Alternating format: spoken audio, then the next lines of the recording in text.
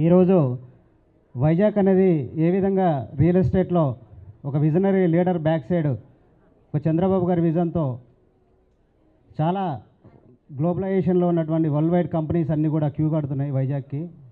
ఇలాంటి తరుణంలో ఇన్వెస్ట్మెంట్స్ చేయడానికి చాలామంది కొనుగోలుదారులు చాలా ఆసక్తిగా ఉన్నారు.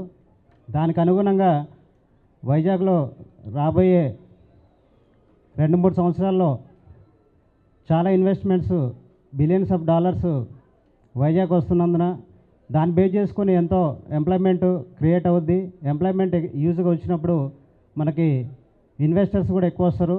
దానికి అనుగుణంగానే మన ప్లాట్స్ ఇవన్నీ కూడా చాలా అద్భుతంగా ఫ్యూచర్లో సేల్స్ అవుతాయి.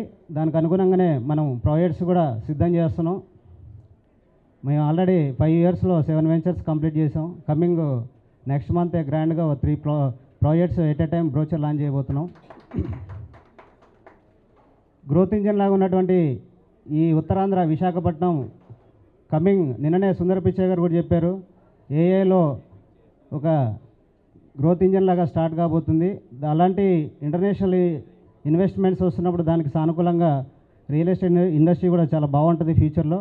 దానికి అనుగుణంగానే మనం ప్రయాణం చేస్తూ ఫ్యూచర్లో మంచి ప్రాజెక్ట్స్ ఇస్తూ మంచి కొనుగోలుదారులకి అందుబాటు ధరలో ప్రాజెక్ట్స్ సిద్ధం చేస్తామని తెలియజేస్తూ చిన్న ఉపన్యాసాన్ని ముగిస్తున్నాం. Thank you Anwar.